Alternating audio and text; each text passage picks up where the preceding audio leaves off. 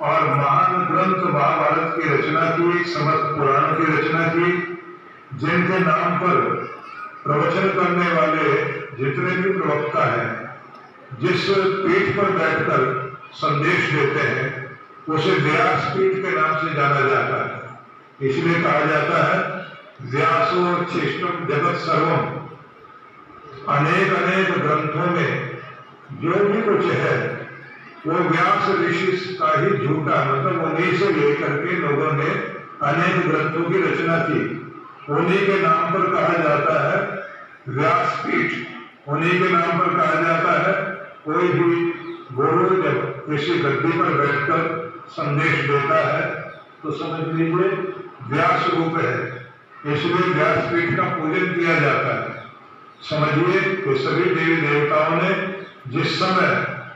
अनेक अनेक रूप धारण किए तो उसी में एक बात आई थी कि धरती का कल्याण करने के लिए कहीं कोई देवी माँ के अंदर अपनी ममता जगाती है,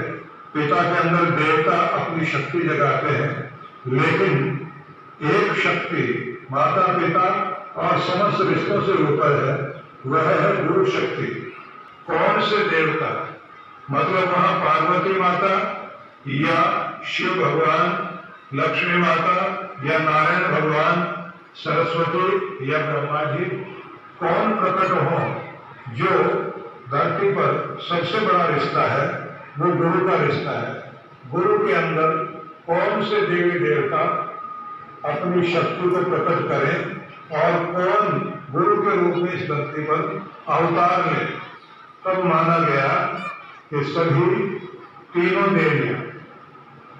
महाकाली, महालक्ष्मी, महासरस्वती, तीनों की शक्ति और ब्रह्मा विष्णु महेश, तीनों की शक्तियां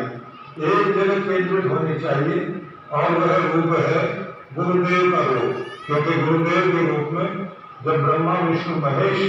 अपनी कृपा करते हैं, महाकाली महालक्ष्मी अपना स्वरूप प्रकट करती हैं, तब गुरु के माध्यम से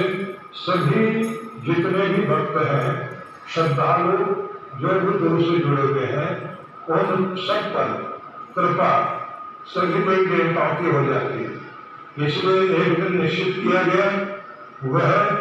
व्यास पूर्णिमा कहिए, गुरु पूर्णिमा कहिए, इस दिन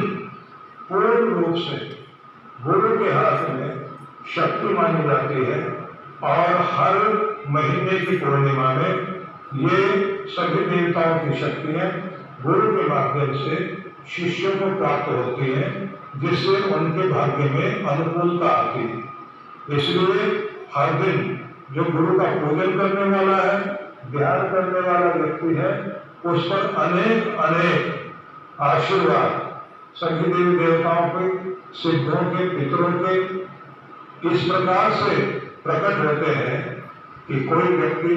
थोड़ा परिश्रम करे और पीछे से उसे संभालने वाली शक्तियां साथ आ जाए तो थोड़ा करे और ज्यादा पाए। इस तरह से आप जो भी थोड़ी बहुत पूजा पाठ धर्म कर्म करेंगे, उस सब में गुरु कृपा साथ जुड़कर आपका कल्याण करेगी। करूंगा कि सभी देवता इस धरती पर अपनी कृपाएं बरसाते हैं, लेकिन सभी को आप देखते हैं जड़ मूर्ति के माध्यम से देव शक्तियां अपनी कृपा करती हैं, लेकिन जो जागृत देव है उसे गुरु के रूप में ही माना जाता है। इस पृथ्वी का जागृत देव गुरुदेव है, और जो लोग गुरु के प्रति अगाध श्रद्धा रखते हैं, निष्ठा वफादारी करते हैं, गुरु को किसी भी प्रकार से दिया गया वचन निभाते हैं, उनकी सब तरह की रक्षा करना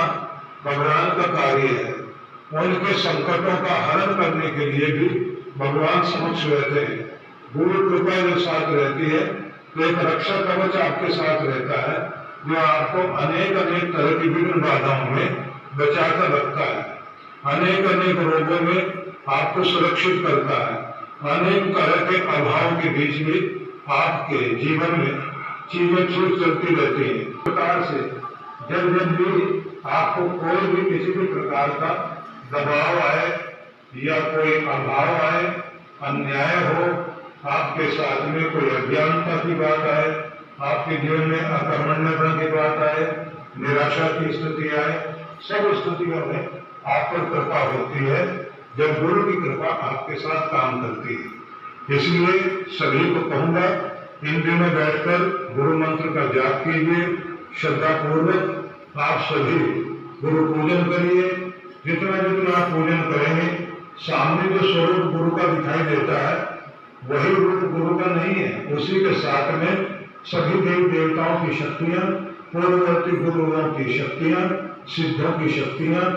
और आपके ऊपर आपके इष्ट देव की शक्तियां, आपके कुल देव, आपके ग्राम देव, आपके स्थान देव, सबकी कृपाएं गुरु के माध्यम से व्यक्ति को प्राप्त होती है। पूजन करने वाला, भक्ति करने वाला, गुरु के कार्यों में सहयोग करने वाला व्यक्ति थोड़ा करके भी बहुत कुछ प्राप्त करता है और उसके साथ हमेशा प्रभु की कृपा बनी रहती है। आप सबको बहुत बहुत आशीर्वाद, बहुत बहुत शुभकामनाएं।